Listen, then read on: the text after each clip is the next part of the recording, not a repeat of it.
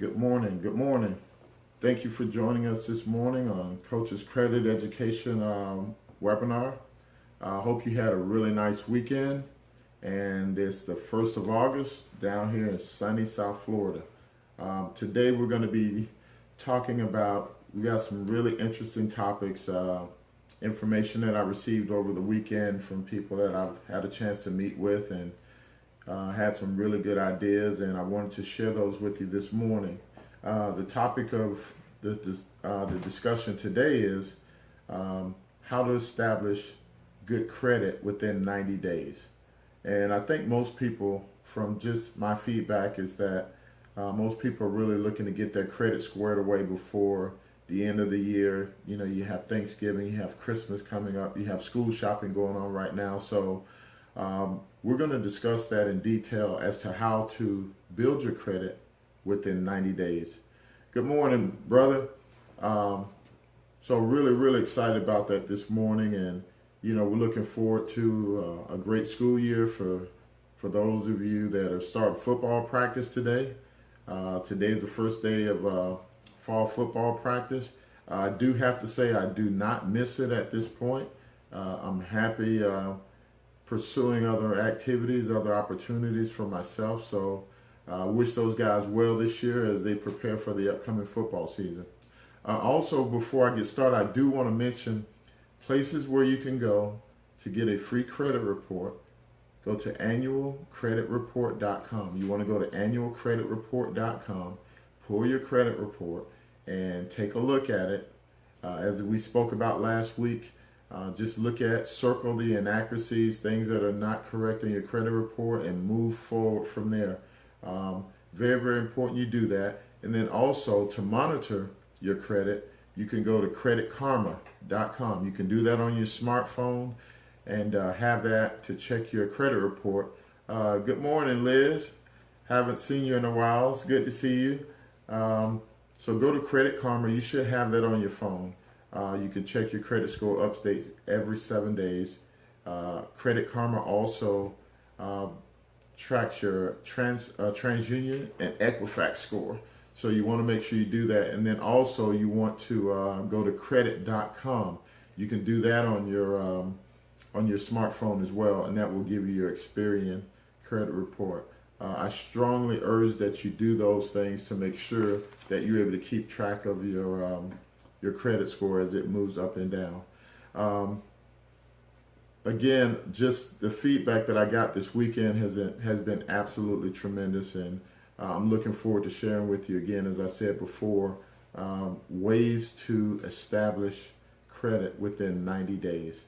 Spent a lot of time reading and researching and trying to bring good content to you all. My goal is, throughout this show, is to get our viewership up, and right now we've been about somewhere between 300 and 500 views per show, which is really exciting.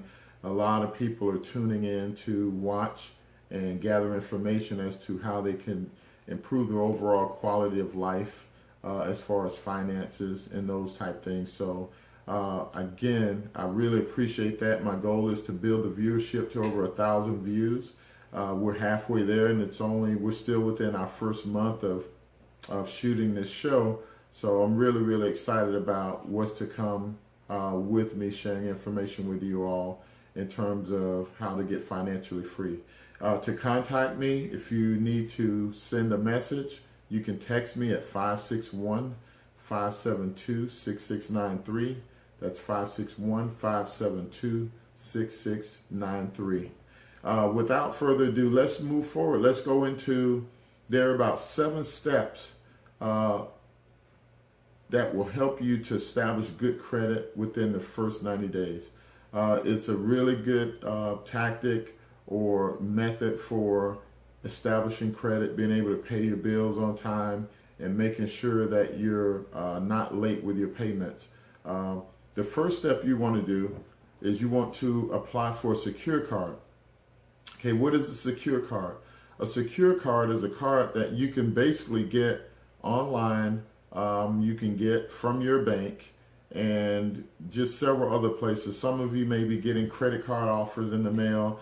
I encourage you to look at those, but most of those you have to look at the interest rates on those.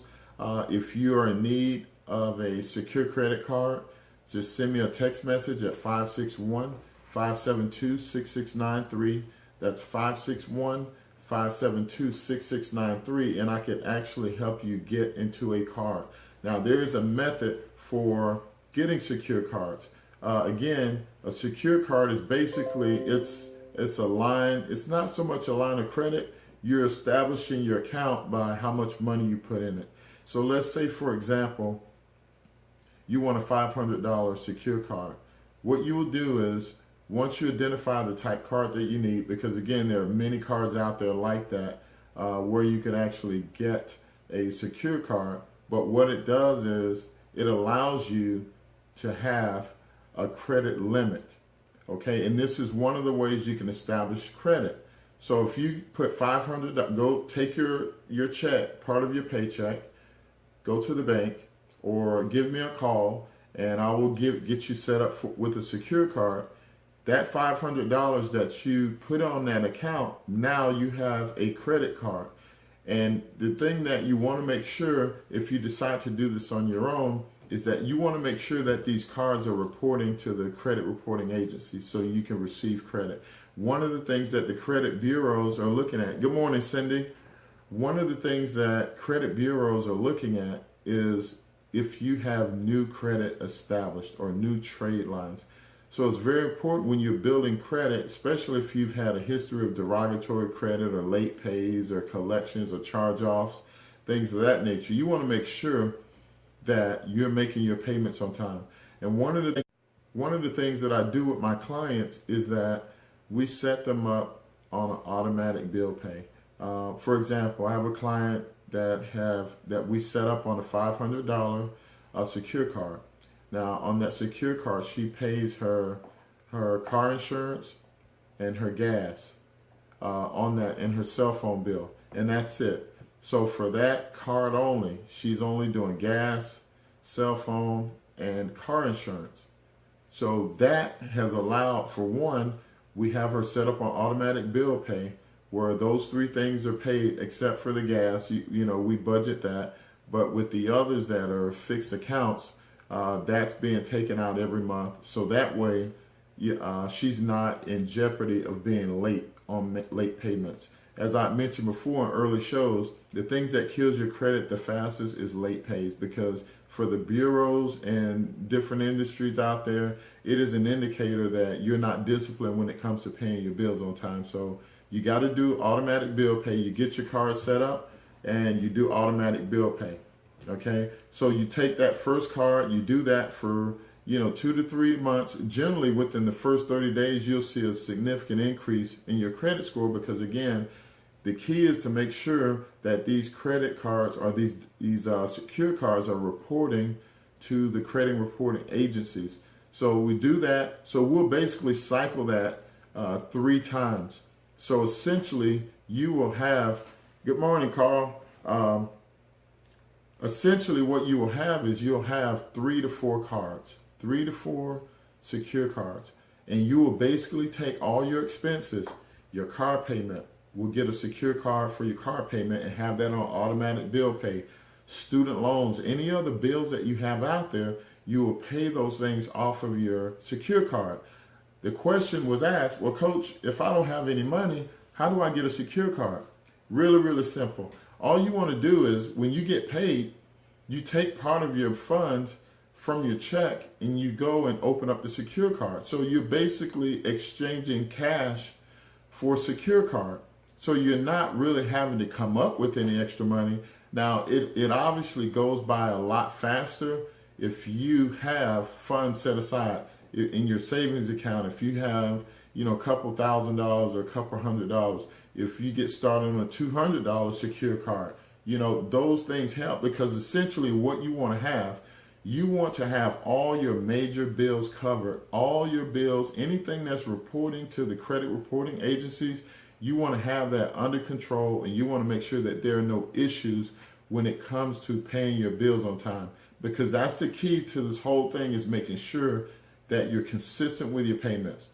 Okay, so make sure that you do that. And again, if you need help with that, shoot me a text message at 561-572-6693. I can set you up there's no cost to that. I can set you up and point you in the right direction as to how to get a secure card. It's very, very critical.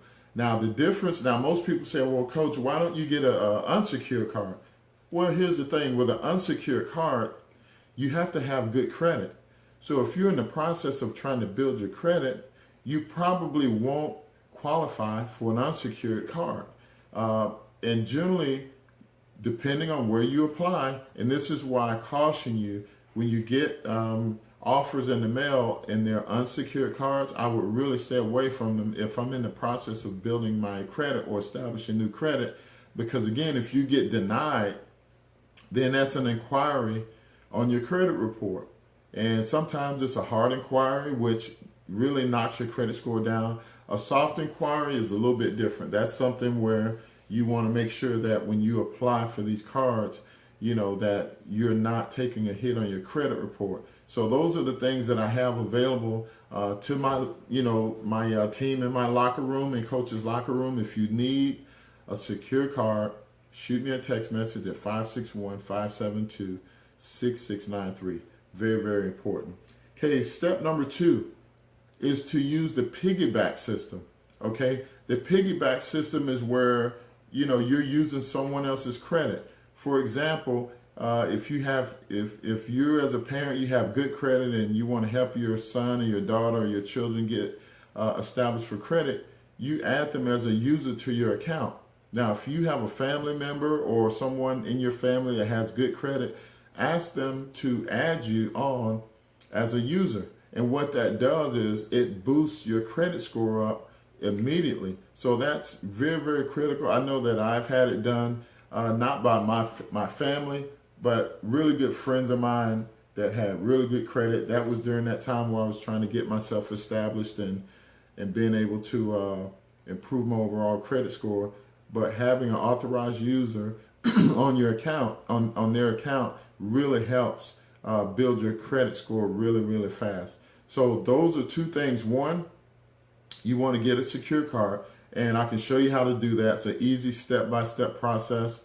Like I said, you want to get anywhere from 2 to 4 secure cards, and that will cover pretty much the majority of your expenses, and then you're kind of on autopilot, just reoccurring. You don't ever have to worry about your bills being late, and you just steadily watching your credit score shoot through the roof. And it's really, really important that you do that. And a lot of people ask about it, and they just, the big one, Capital One, all these other cards, most people just get those cards. And ironically, when I look at credit reports, Capital One is, out of 10 credit reports, Capital One is probably on 8 of them. And it's because people get these cards and they don't understand how to use them to your advantage. Again, this goes back to learning how the money game works, how to establish credit the right way, how to use it the right way to where it's an advantage to you. Good morning, Octavia. Thanks for joining us. So it's very important. Get those cards, and you want to get them now, because you know what? It doesn't cost you anything. If you're working, like I said, I can show you how to establish that, and it takes no time to do it. But what it does is you're doing things both at the same time. You're establishing your credit and you're repairing your credit. And that's one of the methods that I use, with my clients, is while I'm repairing their credit, I'm working to establish them on how to build new credit. It's very, very important that you do that to be able to get maximum results. So again, very important. But the piggyback system, you got to do that. If there's someone in your family that has really good credit, usually it's your mom or your dad, your grandparents, that are on retirement and they have really good credit and they're just kind of living off their investments or living off, fixed income. Ask them to add you as a user to their account to help you establish your credit. Now, you got to also make sure you tell them, because most people get the wrong impression. Tell them that it has nothing to do with you having access to their account. what it does is you would share with them and tell them this is a good way that I can build my credit by being on your account. It doesn't give you any ability to charge anything to the account. So make sure you say that. It's a piggyback system. You're basically taking advantage or using someone else's credit to be able to establish your own and to build that up. Okay. But if you have any questions about that, what I'm talking about, let's start the week off right. Let's have a great week this week. Put your comments in the comment box down below and I'll answer your questions. Or you can text me at 561-572-6693 and leave your questions there. Okay, step 3. Make sure you make all your payments on time. Very important. I've already kind of hit that. But it's very critical when you get these cards because it can be a double-edged sword if you don't set it up on automatic bill pay, which is very, very easy to do. And you can have reminders put on your phone when your bills are due. I have them on mine when they're due so that way I don't fall behind. But the easiest thing to do to avoid late pays is to set it up on automatic bill pay. During this time where you're getting these cards, you want to make sure that you're not late with any payments because again, you're trying to prove to these companies that you can be trusted financially. And we'll get down the road to where this lends and builds an end game for you to where you can actually have a really good, strong credit rating and have credit cards to where you can do the things that you need to do, whether it involves putting down on a home, putting a down payment on a car, starting your own business, funding your own business. This is the foundation, folks. This is the foundation for building great, great credit. So make sure you pay your bills on time. Okay. Step number 4, critical. I have to spend some time on this because when you get these cards, it's a simple math equation. Just think right now, just think of 10%. Okay, 10%. Keep that in the back of your mind as I'm mentioning this. Okay, you want to make sure you keep your credit card balance at 10% or lower of your total credit limit. Okay, let me repeat that again. You want to keep your credit card balance at 10% or lower of your credit card limit. Example, you have that $500 secure credit card. Okay, you have $500 on that card. Say if you're paying your car payment, just using round numbers, your car payment is $300. So with that, you're right at about, 60% of your credit utilization rate. That's what it's called. You want to keep your credit utilization rate at 10% or lower. So when you get paid again, first of all, you're going to pay your car payment on your secure card. Okay, it goes out automatically. You're down to $200. When you get paid again, be sure to pay that bill down under $50. Okay, 10% of 500 is 50. So to remain in good standing with the credit card companies and with the credit bureau, you want to keep that credit utilization rate under 10%.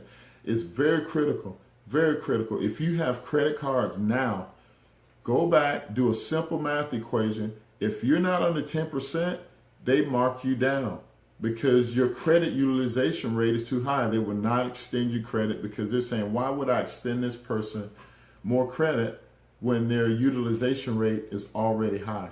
Keep it under 10% and you'll continue to see your credit grow. Now, most people say, well, coach, I'm paying my bills on time.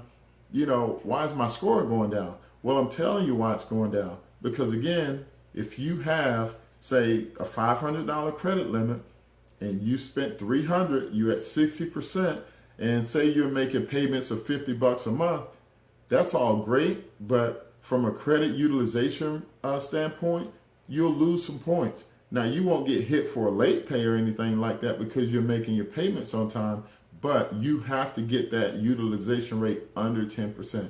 Keep it under $50. If you got a $1,000 credit limit, keep it under 100. So pay your bills down, okay, at the end of every month. And then also you want to know when these credit cards are due, when they're reporting. You also want to know that because, again, you want to stay ahead of the curve.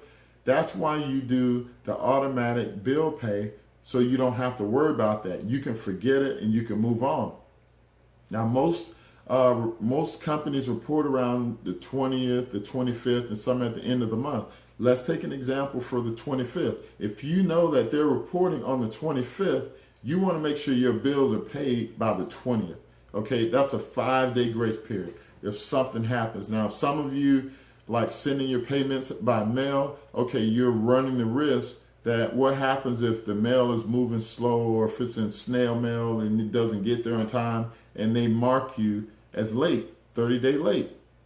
As I told you before, I had that scenario happen to me some time ago, and my credit score dropped almost 100 points, and I wasn't late. So I had to call, send a letter, and call and ask them to remove that because I had proof that I made my payment on time. 2 weeks later, my score went back up to where it's supposed to be. So make sure that you pay on time. Make sure you keep that utilization rate under 10%. Whatever the credit limit is, okay, make sure you keep it under 10%. Okay. Step number 5. Wait at least 6 months before you apply for an unsecured card. Okay, what's an unsecured card? That's your American Express, your Discover, your Chase, your Wells Fargo. Now, these cards don't require you to put any money down. Okay, some may have a membership rate, an annual membership rate. Also look at that. Also look at what the interest rates are for that card. But what they're basing you being able to qualify for credit for has more to do with your credit rating and your history of payments. Okay, everything credit is about time and consistency. And that's probably the simplest way I can put it. Time and consistency. That's what to me, that's what the definition of credit is. If you can do things consistently, you can do it on time, you're going to have great credit. So they look at your credit score, okay, when you're applying for an unsecured card. And if they're able to see over the last 6 months, as I've just laid out to you, you have 3, 4 secure cards, and they're all reporting to the credit agencies. One is showing that you have a mixture or a diverse amount of credit that you've established. You're paying your car, you're paying your utility bills, you're paying your insurance, you're making all these payments, and you're paying your student loans. This is a great way to secure your student loans. I encourage you to use this method. If you're not interested in, doing something with the student loan place where you're consolidating your loans, I have clients that are using a secured card, and they're making their payments on time, and their credit is starting to build back up very, very quickly. So you want to wait at least 6 months of good payment history, because that's what they want to see. Remember what I said, time and consistency. So when you do that, then you apply. And once you apply, they're going to run your credit. And you should not worry about anything because you've been making your payments on time. Everything's good. Then they hit you, well, Mrs. Jones, we're going to extend you credit today. We have a credit card of a $5,000 credit limit. Now, here's the thing. Use the same methods that I just spoke to you about. If you have a $5,000 unsecured card, now it's going to be based on monthly payments, what you're able to pay back monthly. Okay, but again, to avoid the trap, even though you're making your credit card payments on time, you want to make sure you keep it under 10%.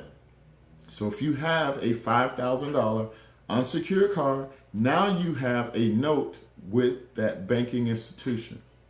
Keep it under 500. So whatever it is that you buy, and really, you know what, there really shouldn't be anything at this point that you would need to be able to be over $500. Because again, think about it. You have all your other secure cards, right? Knocking all your bills out. Everything's paid for, everything's done on time, no issues there. You're able to actually save, and then you can start investing money into yourself, with your, make sure you have, based on your age, if you got good term insurance, and then you also want to start to establish a portfolio where you're actually saving and planning for the future. You want to start doing those things right away. And that's where your secure card can come in at, to make sure that if you need to pay something, you can do it and it doesn't cost you $500. Like I said, there's so many different scenarios with this, but the foundation is to get those secure cards first. Don't apply for an unsecured card. They're going to turn you down. Get a secure card first. You want to get anywhere from 2 to 4 secure cards. Cover all your bills, all your monies that you make from your paycheck. Pay it off every month. Pay it all the way off. Don't even play with it. Pay it off, get it done, and then 6 months, apply for your unsecured card. And I'm 90% sure if you do everything that I'm telling you to do or that I'm asking you to do, you're going to get your first unsecured credit card. I have a client that has a $7,000 credit card. Someone has a $10,000. And these are people that didn't have great credit. But what they did was they followed my methods and I repaired their credit along the way. And it was a beautiful thing to see how you can go from one end of the spectrum financially to the other end in 6 months and be in a completely different place. So again, like I said, it's critical that you do that. Okay, Octavia, yep, just shoot me your questions. And like I said, if we're not able to get to it today, I'll answer those questions, for our viewers tomorrow. Thanks, appreciate you viewing. Have a good day. So again, you want to know, what your chances are of getting that card. Hey, T, what's up? So with those credit cards, again, do your secure cards first. Doesn't cost you anything. A lot of times when you get this, has nothing to do with your credit or anything like that. It's really about how much you're able to put into that account. If it's $200, you got a $200 secure card. You pay your small bills off with that. If you could do a little bit more, get another card, say $400 or $500, and you pay your bigger expenses off, again, like your car payment, if it's under $500, and just set it up on automatic bill pay. I call it set it and forget it. So you're all done and you can focus on other aspects of your life. Again, the other thing is, now the last step before, I move on, is that you want to get another unsecured card. You want to get a mixture of credit. Now you want to apply for like an installment loan, okay? Take that $500, another $500 that you got, go to the bank, ask for a $500 installment loan, take that, buy something, pay the loan off, pay the monthly payments. Now loans and credit cards are different, okay? You don't have to worry about a utilization rate so much with a loan. You just make the payments on time, because again, you want to make sure you have a mixture of credit. You don't want to just have all credit cards. You have your other bills that you're paying for. You get a $500 loan, or if you have the money set aside, do a $1,000 loan.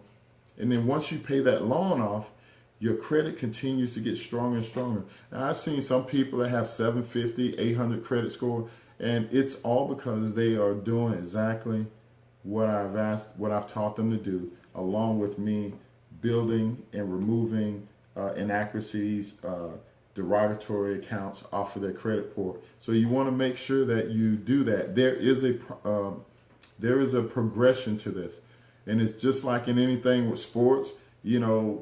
When we were playing sports, you have to learn to do certain things in a progression to get the big picture. So this is the same thing. Financially, you have to get in shape. The best way to get in shape financially is that you got to start to understand the position, the role that you're playing within this financial services industry, because it could grind you up. If you don't do the right thing, you become a victim of the system, and you become what has been labeled for most people out there as a desperate buyer. And that's someone that I'm talking about that will get that credit card offer in the mail. It's an unsecured card. They're saying, hey, you can get a $5,000 credit card today. Now, they don't tell you that, if it's an unsecured or secured card, you have to read the fine print. But when you apply knowing that you have poor credit, you're going to get rejected. And then that's another inquiry on your credit report. And if you apply enough times and you get turned down enough times, they're going to see that, and that your whole financial situation is going to shut down. then you're going to have to call on someone like myself or someone that's in this industry to help you get your credit cleaned up, to basically rehabilitate you financially. And there's nothing wrong with that, but you can avoid those type traps by just being educated and understanding the process. So again, I have a couple, we're almost out of time. I have a couple of notes here for, hang on one second here. Let me get to these questions.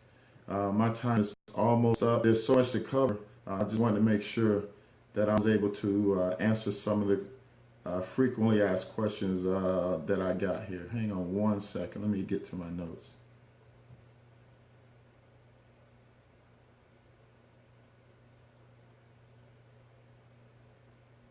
But again, I want to thank you all for, stopping in this morning and okay, here we go. Here we go.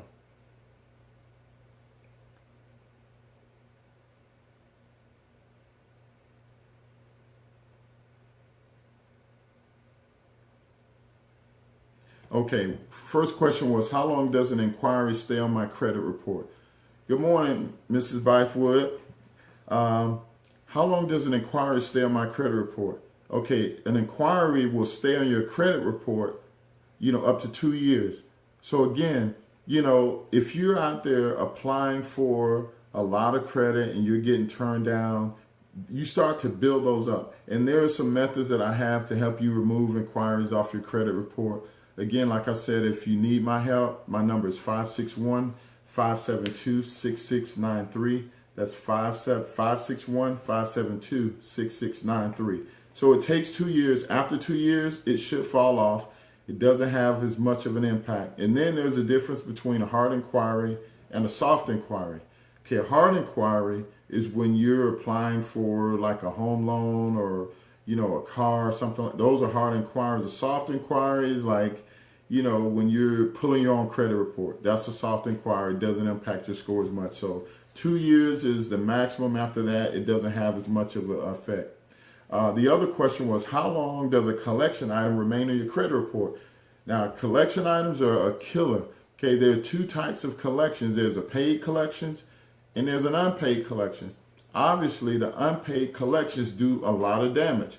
The paid collections stay on your report. It kind of drags your score down, but the unpaid collections kill your credit because, again, you're showing your ability to not pay your bills on time, not be responsible.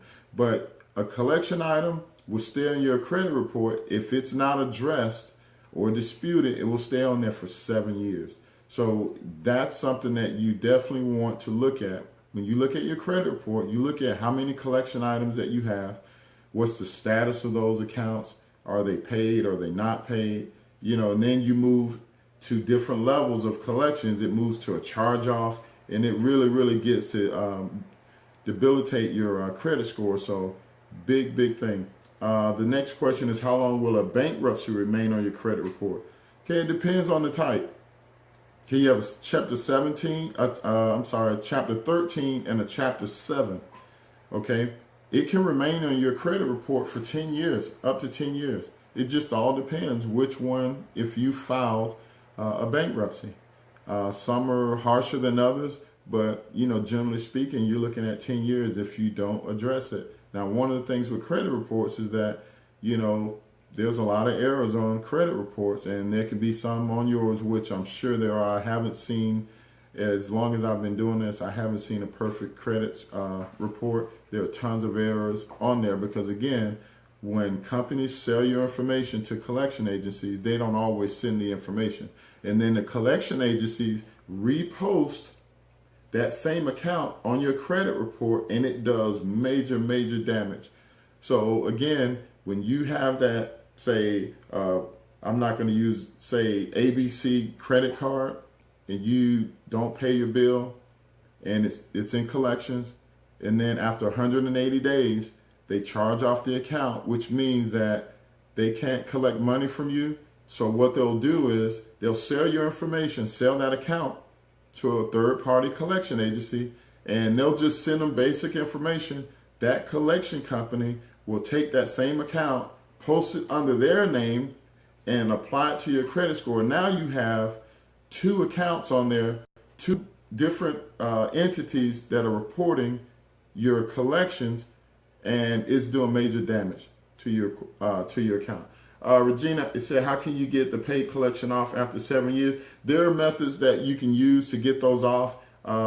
If you send me a text message, and I'll give you a buzz, and I can tell you some things that you can do to get your collections going.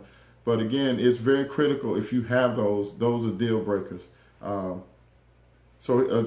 Let's see, we're about 5 minutes left. The next question was, can I qualify for a mortgage with bad credit? Wow. That's a yes or no. It all depends on whose mortgage office, or if you're looking at a building, new construction, it all depends on what that company's policies and procedures are for qualifying new home buyers. You can be a first-time home buyer or a new, someone that's had a home before. If you have poor credit, you're going to get a higher interest rate. And I mentioned this before in previous shows, that the difference between 1% on a mortgage loan could be upwards of $100,000. That's an additional $100,000 that you're paying because you have poor credit. Now, for first-time home buyers, most people tell you they can get you in something at a 580 credit score. Again, that may be true. I'm not saying that it's not, but here's the deal. Why would you want to get into a home with a 580 credit score when you can take this time, invest in your financial situation so it's at the strongest possible situation, and go in there and get the best possible interest rate, and to be able to get a low interest rate? So instead of paying $1,500 in your mortgage, it can be $1,000. That's the difference between having a strong credit rating. So the answer is yes, you can, but I encourage you to clean up your credit first so you can avoid those high interest rates. And you have those subprime loans where they do have loans out there for folks that don't want to put the time in, clean up their credit. You're just going to wind up paying more into what someone else is paying, probably half of what you are, because they've chosen to establish good credit, move forward. Two more questions. One is on a late payment. How long does a late payment stay on your credit report? It's the same thing as that collection deal. A late payment stays on your credit report. It can stay on there up to 7 years. This is why it is so important with collections, late pays, those things, those counts, they just eat into your credit report. It eats into it, and you cannot get anything. And if anyone out there is willing to extend you credit with a poor credit rating, just be prepared to pay the highest interest rate possible, and that's how they're going to make their money. They're going to make that money off of you because you have poor credit, and you're going to pay for it dearly. So stay away from those. If you need my help, shoot me a text message, 561-572-6693. That's 561-572-6693. It is absolutely critical. Do not do that. I strongly encourage you to do it the right way. Set your foundation, pay your bills on time, get your secure cards, wait 6 months, get your unsecured card, get your nice line of credit. So if there is a house that you want, or a condo or a townhouse, and they're offering specials, and they say, hey coach, if you can put $500 down to hold this, to hold this unit while it's being built, especially with new constructions, you get great deals with new constructions. So you want to do that. You know what? If I have that $5,000 unsecured line of credit, and they're telling me that all I need is $500 down to secure a lot so my next home or townhome can be built, I'll just whip out my unsecured card that has that $5,000 limit on it, put that $500 down, I'll walk out. Now I'm a proud new owner of a home that's going to be built for me. That's the beauty of establishing strong credit, because again, I didn't have to go into my bank account and say, well, wait, can I write you a check later? Or let me see how much money I have on my debit card or my secured card. No, I have an unsecured card with a $5,000 limit on it, and I can use that and keep my money in my pocket. And when I get paid, even though I'm at 10%, when I get paid, I'll put $250 down on my unsecured credit card, $5,000 limit. That puts me down to $250. That puts me at 5%. My credit keeps going up. My credit score keeps going up because I'm responsible. I'm making sure all my bills are paid on time, and I'm doing it the right way. Last question. How long a student loan default will remain on your credit report? You know what? Here in the last 2 weeks, I have gotten the new clients that I've picked up. I mean, they're primarily student loan defaults. And there are several ways to attack this. And one of the things that I'll tell you is that a federal student loan default can remain indefinitely on your credit report until it is taken out of default status. Okay, there are loan repayment programs. You can consolidate. There's so many ways to do that. But again, they're not going anywhere. Unless you were a victim of identity theft like I was, you have to be able to work with the student loan places wherever you got your student loan. If it's a private loan, that's a little bit different. If you have Department of Education, or most of us did have Department of Education that had those. As I said before, I applied for those, and then I was offered a scholarship, so I no longer needed those. So that's why, again, for those of you who do have student loans or that are still on student loans, whether you're in school now or not, you want to make sure. One of the ways, I have several methods that I've used to get my clients out of a derogatory or out of harm's way with student loans. Again, give me a call at 561-572-6693, and I can talk with you about options that are available to you. Again, folks, it's about knowing the law, knowing how those things work. But student loans is an Achilles heel for a lot of people out there that get these loans. You know, you can pay for them. The loans can be kind of like in default status until you graduate.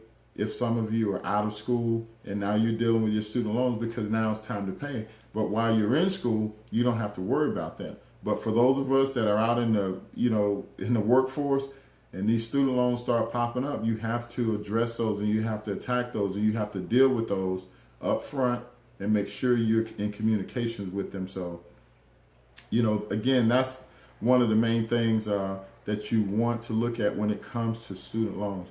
Student loans can cripple your credit score because, again, you're talking about a government issued loan. And if you default on that, I can tell you this, and I'll roll into this next question because student loans tie into this. If you have government loans, student loan or any type of a loan, and if you're applying for a home, FHA, they're not going to approve you until you get that cleared up. I have personally run into that several times when I was dealing with my credit, where I wasn't dealing with it because I felt like it would just go away, and it never did. So again, you want to make sure that, and here's a question that I want to ask that someone text in. What score do I need to become a first-time home buyer? Okay, most lenders will require you to have at least a 620. Okay, remember I just said a few minutes ago, someone asked, could you get a home with bad credit? You can, but what are you willing to pay for it? Are you willing to come in there at, say, a 550 or 560 credit score and get hit with that very high interest rate because you can't be trusted, but at the same time, they don't want to turn away your business? And here's the thing with homes and cars versus credit cards.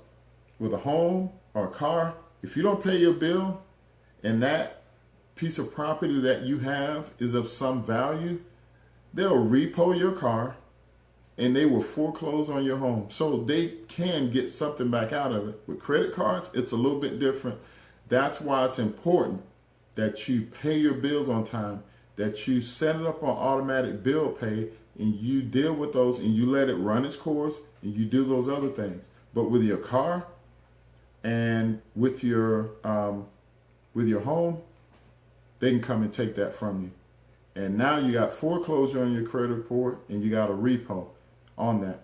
So 620 is where you start, But I recommend that you go beyond that, because the higher your credit score is, the more, the better interest rate you're going to get.